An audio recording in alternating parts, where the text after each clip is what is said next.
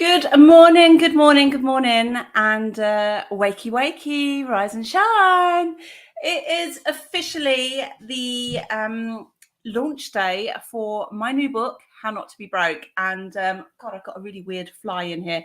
I haven't even managed to do my hair yet. This is like the prequel to the main one, which starts at 9:30. If you are watching this, do say hello, because otherwise it's going to be a really lonely day if I'm just out here talking to myself.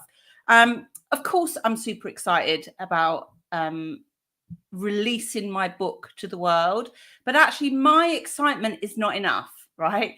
And so I want to spend today getting other people excited about the book, but not just excited. I want to get them passionate and on a mission to change some of the narratives that are out there. And so this morning, what I thought I would do is just talk a little bit about why I wrote the book and why you should go and read it. Because, you know, loads of people can write books now. You know, the entry to being a self-publisher is so low. Anyone can just upload a Word document to Amazon and we can all become published authors. But there is a difference between becoming a published author and becoming an author whose books leave a legacy. And that is what I am trying to do through my writing. Now, when I was 10 years old, I wanted to be a writer. It's all I wanted to be. And I met my nan's brother, my Uncle Les, and we'd become pen pals. And he was somebody that really, really encouraged me to follow that passion, even though deep down, I didn't think it was possible for somebody like me. And the book explores some of this. And interestingly, I've been doing a lot of reflection on the books that I have sold over the years. And, you know, I've sold 14,000 books over the last 10 years. And those books, over and beyond the money that they've made me, have absolutely transformed my life and my daughter's life, but in many cases transformed the lives of the people that have read them too. I have got literally thousands and thousands of emails from people saying, I read your book, you don't know me, I just want to say thank you. I get stopped in the street. You know, all over the world, I've got stopped in the street with people saying, I know you, I've read your book. And that feels incredible. And one of the reasons that it feels so incredible is because people like me shouldn't have a voice. That's the story that I've been told, right? And again, the book explores this, because if you are of a similar age to me, like in your midlife, let's just put it that way, think about the messaging you got when you were a young person. Think about the careers advice you got, what you learned about money. Right now, I've been doing a lot of kind of academic research into the myth of social mobility, that belief that if you work hard enough, you can do okay for yourself in life. And there is definitely a whole heap of evidence that says that's bullshit. And actually, if you're born with money, you're more likely to die with money.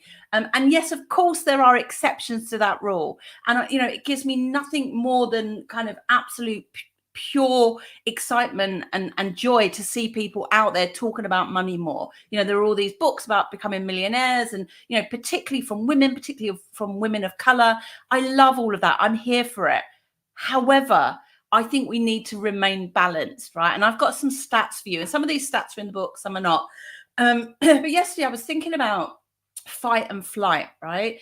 I had a bit of a down day yesterday. I was, you know, nervous about today. I was anxious that nobody would show up, and there's nobody on the live, just saying.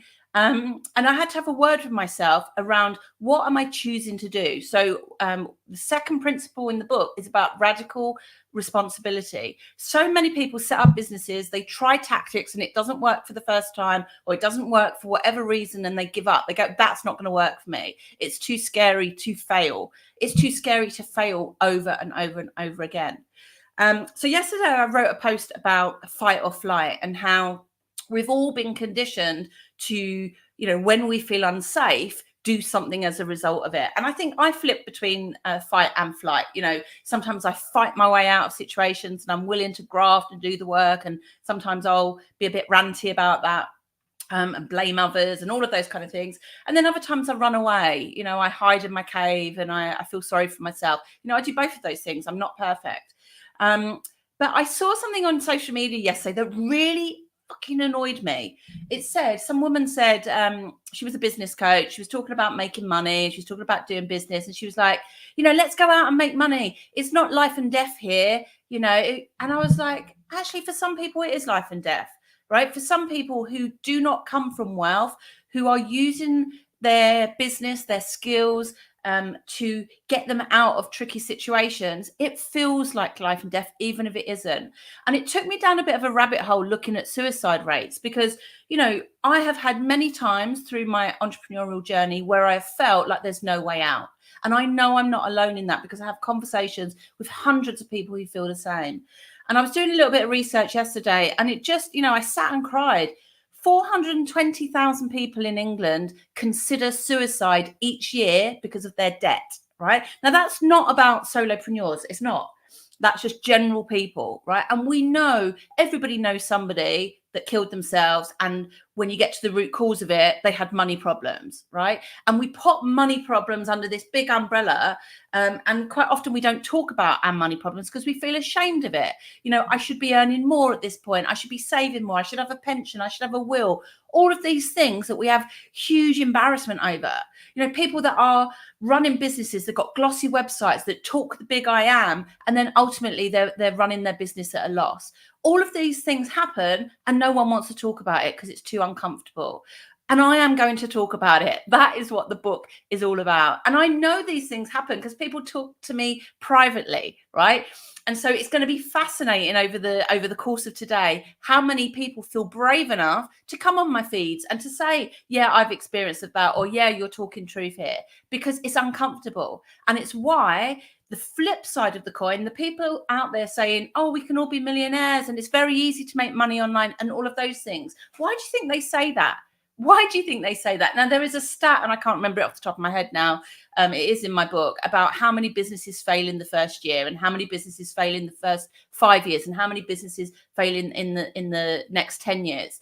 And those stats are really, humbling.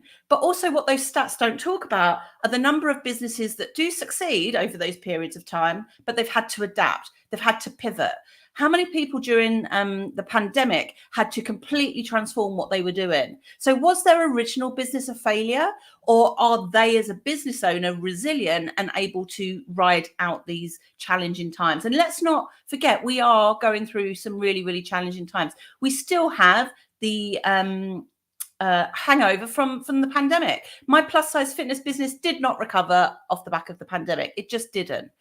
The world is a different place. Online business is a different place. There are very much the haves and the have-nots. If you have money, and this is why Facebook doesn't show my shit, is because if you have money, you can pump hundreds of thousands of pounds into Meta to get in front of audiences that people have grown, through hard graft over the last couple of decades. That is a truth, right? And it's not about mindset. I get a lot of kickback from other coaches, peers that say it's all about mindset. It's an even playing field. It's not a fucking even playing field. It's not, right? And so there will be people that are listening to this. There'll be people in my audience that know they have a very unique set of circumstances, like I do. I have what I call the solo squared problem. I'm a solopreneur and I'm a solo parent. Now, that doesn't make me any less smart. It doesn't make me any less capable as a coach, as a speaker, as an author, but it does give me a unique set of challenges and barriers to participation, right? And I've spent my whole life working on the edges of participation, right? People that feel excluded, people that are structurally, systematically excluded from things, right? And I know that to some extent, I am damaging my profitability by writing a book called How Not to Be Broke rather than a book called How to Be Rich. But I am doing it purposely because I cannot bring myself to be part of the problem.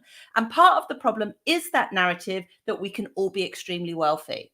It is not true, right? Can we build stronger, more stable, more secure, more safe businesses that don't break us? 100%. And that's what I want to talk about. I want to talk about what it really takes to build wealth in your solopreneur business, and not only to build wealth, but to hold on to it. So that's what I'm going to be having lots of conversations about today. There is a full lineup of speakers, experts. We're going to be really diving into some juicy topics. But I also have an ask, right? And I don't know about you. Did you grow up hearing, if you don't ask, you don't get, right? So that was very much the motto in our house. But it didn't mean that you would get, right? So we were forever asking mum, can we have this? Can we have that? Can we have another biscuit? Can we have another fish finger? And sometimes you'd ask and you'd get away with it and you'd get something extra. Other times you didn't and you had to just suck it up, right? And so we have got to this point in the world where we have more consumers of content than we have more producers of content than we do consumers. Most average people are producing content on platforms like Facebook, Instagram, TikTok, and stuff like that. Even if they don't have a business, we are building personal brands for ourselves, whether we like it or not, right? Which means there's an extraordinary amount of noise out there. Plus, everyone wants your support. You know, support my crowdfunder, support my fundraising, support my business. You know, it's a lot, and we have to have better boundaries around what we say yes to and what we say no to. And so it's kind of like sales, and I'm running a sales challenge next week. And one of the things that we're going to be looking at is being comfortable with being told no, right? And so I am comfortable with saying no. I'm also comfortable with people pitching me. When people pitch to me or they ask for my help, I am happy for them to do that as long as they're happy for me to say no. Because if I have boundaries around what I am physically able to do, whether it is in alignment with my values, whether I want to, whether I know them well enough, like I'm okay to communicate why I can't do something to somebody. But what I find a lot of in the online space is just a lot of like, oh, nothing to see here. No, didn't see that post. Oh, no, I'm going to ignore your DM, and all of that kind of stuff. It's why we sit on people's email lists for ages and ages and ages, because we're worried about offending them if we unsubscribe. Like, unsubscribe today. If you do anything else, go to somebody who really gets on your tits, that goes into your inbox every day, trying to sell you stuff you don't want. Unsubscribe, do yourself a favor, right? But on the flip side of that, if there are things that you believe in, causes that matter to you, people that you think are a good egg, people that you know are trying to achieve something that is bigger than them, give them a little bit of a hand up, all right? And so my ask today is to help me promote this book. How Not to Be Broke is for solopreneurs. It's based on 12 principles that will help you explore what feeling broke, both financially, physically, spiritually, and emotionally feels like for a solopreneur, and what we do to ensure that we don't go there, right? And if we do get there, what do we do to bounce out of it? All right. So please, even if you're not a business owner, go and talk to your business owner friends. Ask them how they're doing. This book is a practical guidebook. Yes, it tells my story, right? It hooks people in with the emotion of my story, but it gets them to reflect on their story. And there are tangible, practical, strategic chapters on how to grow your business, how to do sales, how to build out your business model. The book has only just gone out. It went live yesterday. A few people got advanced copies. The feedback that I'm getting is already amazing. I had one lady message me. She said, Julie, this is gold. She said that one chapter, and I think it's chapter 6. She said that alone is worth £10,000 to me. You know, so yes, the book is about me. It's about my it's not about bouncing back. I hate that phrase. I don't want to bounce back. I'm bouncing forward. I'm bouncing beyond the circumstances that have got me here. And so those are all the things that I'm going to be talking about today. £2.3 trillion is what small business owners add to the UK economy, right? Now, I don't know when that stat was from. I'll have to look it up in my notes. But I wonder what that will be this year, next year, the year after. How we spend our money, both as small business owners and as the consumer of small business owners, really matters. All right, if we're going to build this economy. And, interestingly, again, some stats for you. There are 5.58 million small business owners in the UK, or small businesses in the UK. 4 million of them don't have a single employer. They are solopreneurs, all right? Employee. So I'm going to say that again. 5.58 million small business owners, small businesses. 4 million of them don't employ a single member of staff. We are a nation built on the freelancer, on the one man and his van, on that solopreneur, you know, freelance people grafting to keep their businesses afloat. All right. And that's what this book is about. And that is what this book is for. So I can't see comments. Oh, yes, I can. Hello, Marie. I'm really super looking forward to coming into your group later. So thanks for being here. And, you know, my inbox is open today. I might not get to you today, but, I know that not everybody will feel safe posting on the feed today. And that is okay. My inbox, my DMs, come and talk to me. Come and tell me how this is landing. But most importantly, you know, and let's not forget, always selling. Always selling. I hear people all the time, you know, telling me about their programs, and I'm like, how can I buy? Where's the link? And so I have just put the link into the group. So go and buy the book. And if you've bought the book and you've read the book, you know how important reviews and testimonials are. You know, I'm going to be banging this drum for a while. This is it, guys. You know, I am determined to ensure that people don't get broken by the thing that is supposed to give them freedom. All right, enjoy the rest of your day, and hopefully see you on some of the other events today.